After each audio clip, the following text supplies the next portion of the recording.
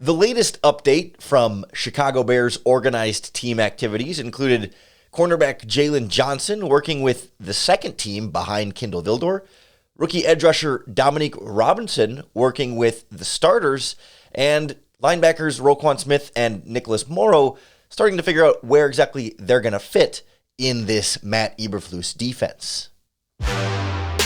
You are Locked On Bears, your daily Chicago Bears podcast.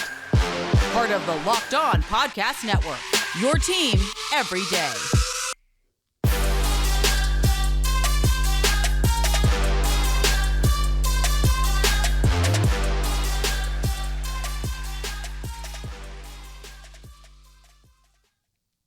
This is Locked On Bears, and I'm your host, Lorin Cox.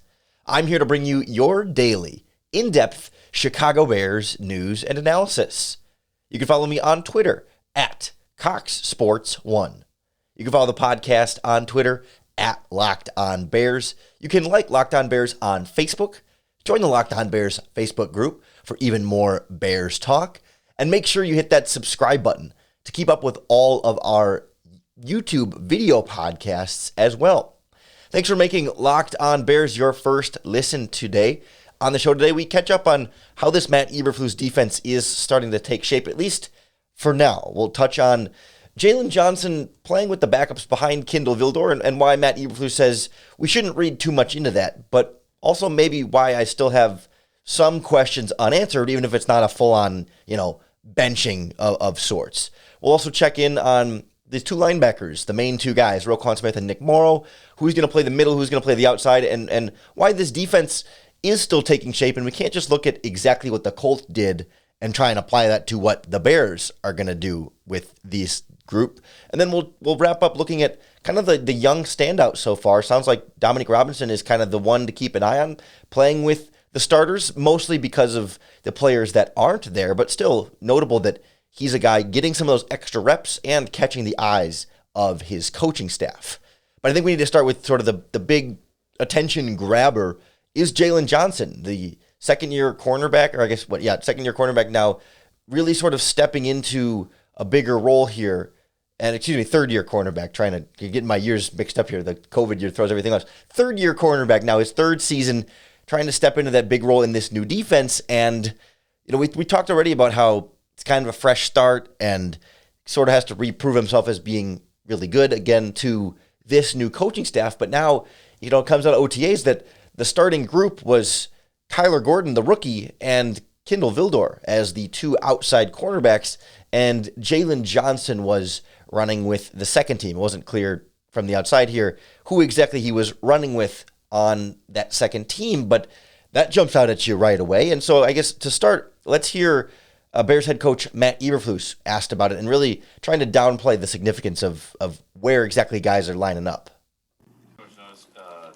Kyler Gordon and Kindle Vildor were running with the ones today, and Jaylon Johnson with the twos. Is there anything to read into with that, with Jaylon Johnson running with the twos? I wouldn't read into that right now. He's just getting back into action right now, so we're just seeing where he is with his conditioning and those types of things. But ones and twos, we're moving all guys around.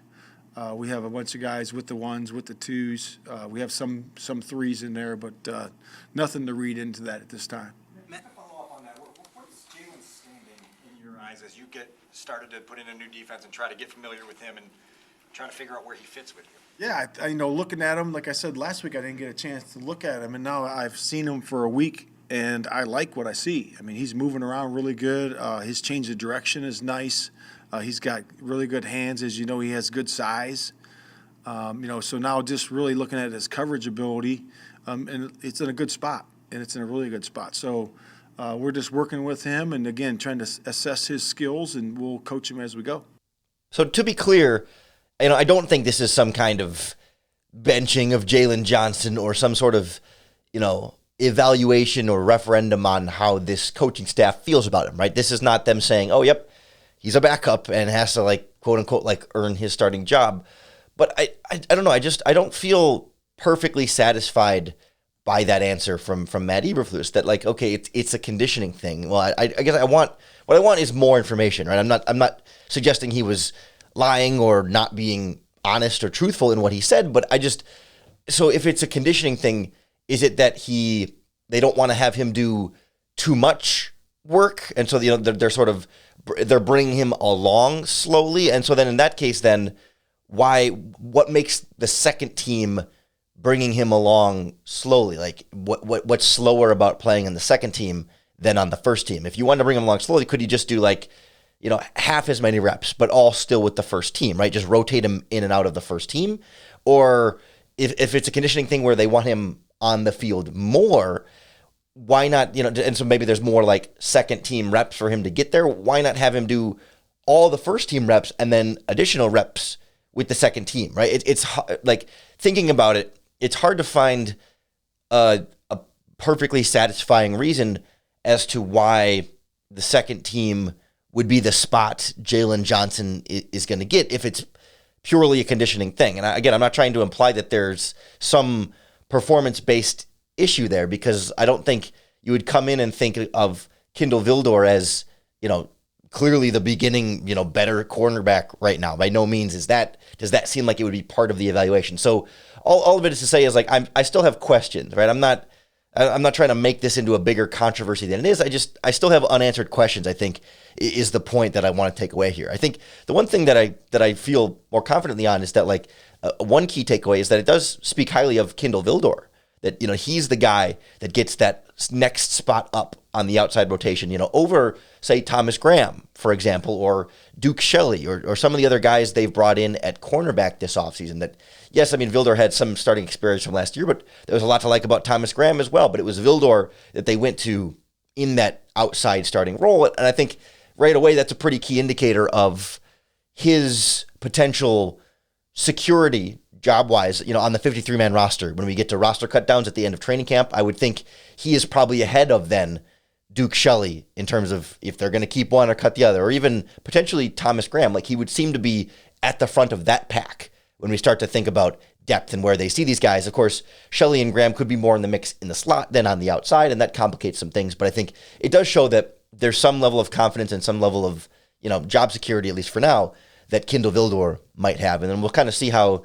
So presumably Jaylon Johnson will be back with the starters next week or by training camp, certainly, and everything will be normal, and it's not a big deal. But still, I'm curious why conditioning is purely the answer there, and why the second team is involved in conditioning versus first team. But that's sort of just filed under questions unanswered at this point. We just start to get some questions answered about the linebacker position, how and where they're going to interchange Nicholas Morrow and Roquan Smith, and how this defense might be similar and different from what they did in Indianapolis. We'll hear from the new linebacker, Nick Morrow, on fitting in Chicago and what he's hearing from defensive coordinator Alan Williams next on Locked On Bears. This episode of Locked On Bears is brought to you by our friends at Athletic Greens, the makers of AG1, and they've got a great product that I use every single day. It's like taking a multivitamin and having it taste good, be in powdered form, and really sort of energize your day with the extra superfood ingredients to boost your gut health, give you more energy, optimizing that immune system. And it's so much easier than just having to take kind of a gross, ugly vitamin. Like, AG1 tastes good, and it's loaded up with 75 high-quality vitamins, minerals, whole food source superfoods, probiotics, and adaptogens to help you start your day right. I love taking it on an empty stomach. It absorbs right in, and it feels like it's that little pick-me-up. Like, I'm not somebody who drinks caffeine at all. I don't drink coffee. I don't drink tea. I don't drink soda with caffeine in it, but I really like sort of that natural energy feeling and pump that AG1 gives me as part of this Athletic Greens. It's just really good for you, and it tastes good. It's a win-win. To make it easy, Athletic Greens is giving you a free 1-year supply of immune-supporting vitamin D and 5 free travel packs with your first purchase.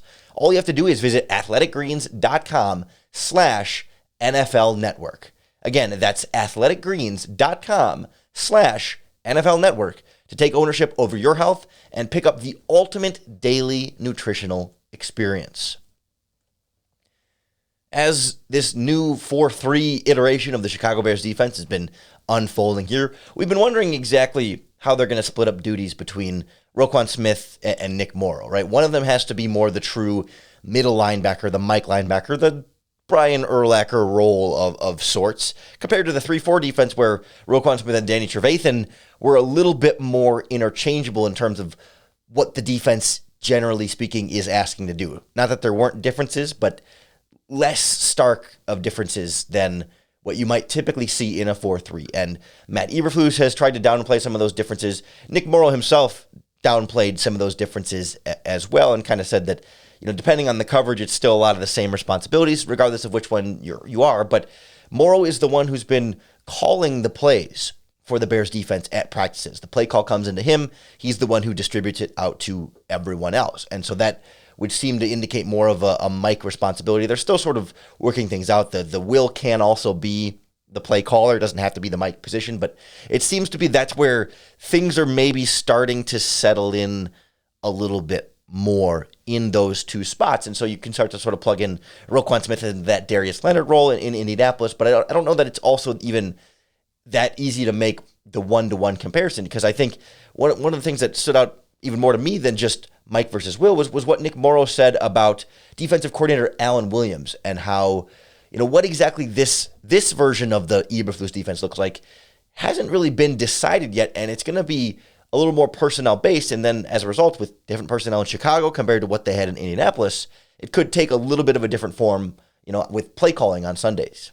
I think this is a new defense for almost everybody who's in it. I know it's early, but at this stage, do you get an idea of just what the learning curve is going to be? How quickly you can get started as far as being effective as a defensive unit and that kind of thing?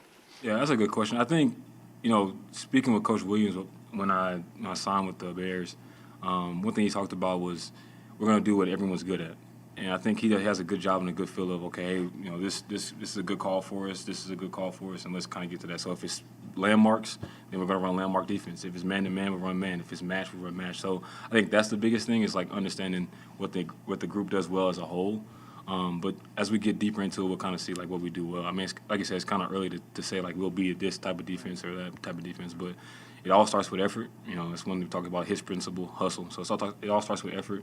But I think Coach Williams does a good job of figuring out, like, hey, we're good at this. Let's do this more often. So it's a minor thing, but one thing that really stood out there for those of you who check in on the podcast on YouTube, you're not missing anything if you're not on the YouTube. But Nick Morrow has some guns, like some pipes. He's wearing a hoodie with.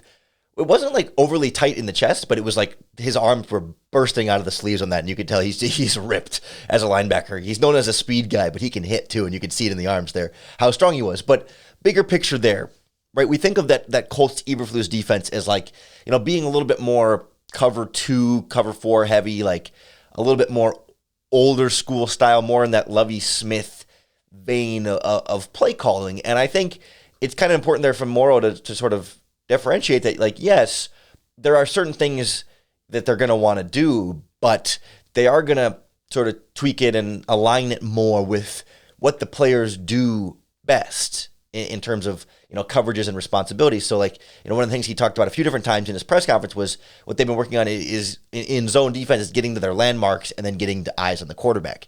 Basically, what that means is, like, everyone's got a zone, right?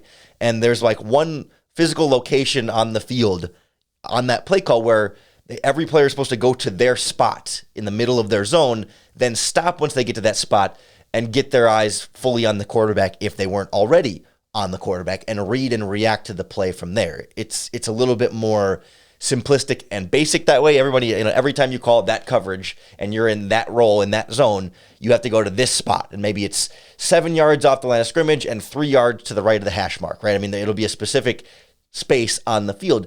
That's in contrast sometimes to like what we saw with Vic Fangio's defense, and he talked about their like match coverage. Like he said, landmarks, man-to-man, or match coverage, right? Match coverage from Vic Fangio's defense was more of like a hybrid man zone thing where you have a zone, but depending on what route the receiver runs in your zone, you might switch to man coverage and follow them, as opposed to sort of playing off of your landmark and keeping your eyes on the quarterback. It becomes man coverage. And so Nick Morrow sort of making the point that, like, yes, the foundation of what they want to do defensively is getting to those zone landmarks in theory. But if, as guys get more comfortable in the defense and the coaching staff gets to better know Roquan Smith and Nick Morrow and Kyler Gordon as a rookie and Jaylon Johnson still getting kind of caught up and Eddie Jackson and Jaquan Brisker and all that stuff, they may find that for some of those players, maybe more of a man-to-man coverage type thing like Jaylon Johnson and press man coverage, right, might be a better fit more often. That doesn't mean they're going to completely abandon all the zone stuff they want to do and just run purely that, but it will, I think, shape more of what the defense looks like, and that could be in direct contrast to what they had in Indianapolis, because maybe the players in Indianapolis they saw as being a better fit for more a traditional, cover 2, Tampa 2 type of defense, which will have more responsibility for the middle linebacker to play that deep middle read zone like Brian Urlacher, for example. But, if they don't see Nicholas Morrow and Roquan Smith as being ideal fits in that, or maybe they see them as fitting better in other uses in zone or match coverage or man-to-man, then they would be more inclined to run more of that in their mixture of all the different coverages they're going to run. Because every defense runs pretty much every base coverage. It's just a matter of how often you run each one, right? There's only a handful of, a dozen or so types of coverages you can run, and it's what's your mixture, right? How much percentage of this versus a percentage of that, and to mix things up for the opposing offense. And I think the Bears coaching staff has a certain tendencies of types of coverages they like to call, but that mixture will be shaped by what the personnel is in Chicago, and it might make for a different mixture than exactly what they had going in Indianapolis. That'll be a fun thing to kind of watch the play calling as the season goes out here. It'll also be fun to watch who steps up and emerges in this Bears defense. And already this offseason, we're hearing about the rookie edge rusher in the 5th round, Dominic Robinson out of Miami of Ohio, the converted wide receiver, one of the early guys to be name dropped as a standout, getting some extra reps. We'll hear from head coach Matt Eberflus on the rookie and also the absence of the players he's filling in for next on Locked On Bears. I wouldn't bet on Dominique Robinson as any kind of defensive rookie of the year or anything like that, but you can bet early odds right now on offensive and defensive rookie of the year with our friends at BetOnline. BetOnline.net is going to be your source for all of your sports betting needs and information. All the odds, the futures bets, the playoffs in basketball and hockey, Major League Baseball season, and NFL futures on Bears win total over under 6.5, Bears odds to make the playoffs, odds to win the NFC North, and so much more. Soccer, tennis, boxing, MMA. BetOnline is the continued source for all things sports wagering. You're not going to go anywhere else. That's what we love here on the Locked On Podcast Network. Head to betonline.net today or use your mobile device to learn more about the different trends and action you need to know. BetOnline, where the game starts. Every offseason we get some number of, usually it's one or two like off-season heroes, off-season favorites, off-season standouts. The hype machine starts to build quite a bit. And of course, we're always going to hear first of all, you're never going to hear bad things in particular this time of year, but also you're always going to hear the quarterback is playing well, is confident, is taking steps forward, right? We've heard it every single year with Mitch Trubisky. We've heard it both years now with Justin Fields. It's not a bad thing by any means. It's an expected thing, and we're not going to get too caught up and over the top and they're taking those steps. Yes, good progress, check the boxes, but it's OTAs, right? And that'll be true now with every player that gets that sort of hype, that it does not always, and dare I say it rarely translate to regular season breakout on-field success stuff. I mean, I'm not saying that it never does, but we hear it every year with guys, and it can kind of flame out. I don't think there's even that much of a better correlation with the training camp heroes, because that's even a second thing. When the pads come on and fans get to see them, then there's an even more fan favorite type of training camp hero. But for now, we're getting sort of the OTA standout. And from head coach Matt Eberflus, it was a bit surprising to hear the name that he chose to sort of name drop a little bit unprompted, sort of prompted, but wasn't prompted on this player specifically, but was prompted to maybe name a young player. But I wouldn't have thought the most raw of the rookies they drafted would be the one that's standing out so far. Muhammad and Quinn have been here the days we've been out here. Is their absence giving you an opportunity to look even more at some of the younger guys on the edge? Yeah, I think it's, when somebody's not here or somebody has something, a soft tissue injury, that's always the next man up. And that gives an opportunity for those guys to really do well and show what you can do when you're with the ones. It's like Dom was been with the ones, the young kid from Miami, so Red Hawks. So he's looked good, and he's done a good job. And he's understands the techniques and fundamentals. And again, it's hard to – I think to me it's hard to assess a couple things this time of year. Pass rush is hard to assess because it's a little bit easier for the rushers to get around, because there's no pads on. But once you put the pads on and those tackles can really block them, I think that's when you really assess what it is. And same thing in the running game. How do you really assess the running game as well? Now, I think in the passing game you can assess some things, but, the pass rush is one of them. When pads come on, you can really tell, and then the run game. Do you expect those vets to be here for minicamp next month? Yeah, I do. It's my hope. He says it kind of quickly in there and sneaks it in, but he does say there that Dominic Robinson, the 5th-round pick, working with the first team at OTAs. And there's sort of then like two separate storylines that branch off of here. One, as you heard in the question at the beginning, Robert Quinn, not at OTAs. Al-Quadin Muhammad, also not at OTAs, which therefore is what then leads to Dominique Robinson having that opportunity to work with the first team. Now, that being said, it wasn't as though like he's their only option on the first team, right? Yes, you take away the 2 veteran starters and it clears that path a little bit more, but we would assume Trevis Gibson is going to be one of the 2 with the first team then. But, they could have put potentially Jeremiah Atauchu there if he's going to play the edge rusher position in this defense. Perhaps Mario Edwards Jr. if he's going to play the edge rusher position in this defense. Although Edwards Jr. was also absent from earlier offseason workouts, so he may also not be there, but we just know for sure Quinn and Al-Quadin Muhammad are not there. But there's also like Sam Kamara, Charles Snowden, who are both with the team last year and have more NFL experience and more defensive end experience than Dominique Robinson. So I think it does say something that the rookie has gotten those first team opportunities. I don't think it's a big deal, especially that Al-Quadin Muhammad is not there because he's been in Matt Eberflus's defense with the Colts. They know what he is.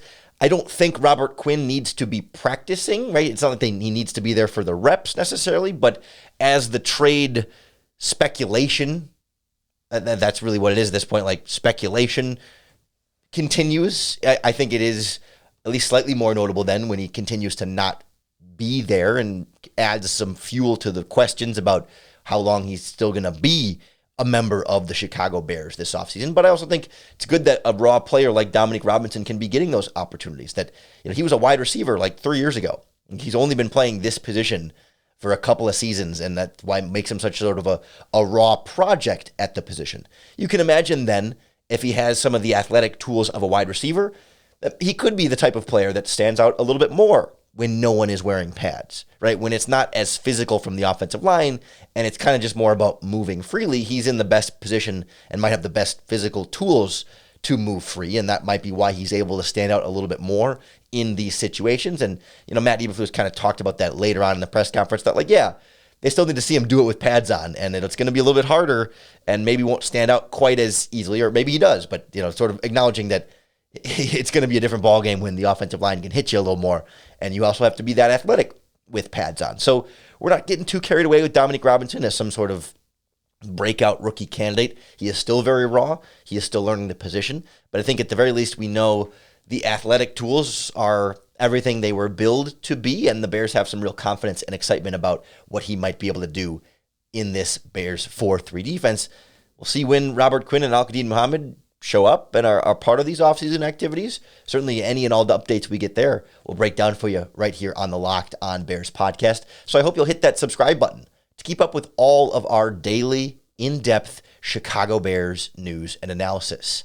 Thanks for making Locked On Bears your first listen today. I hope you'll make it your first listen every day throughout the offseason because, even though there's no Bears football games on the horizon right now, even though the practices are, a little bit foreign to us, a little distance from us, the Locked On Bears podcast is still here to help you bear down.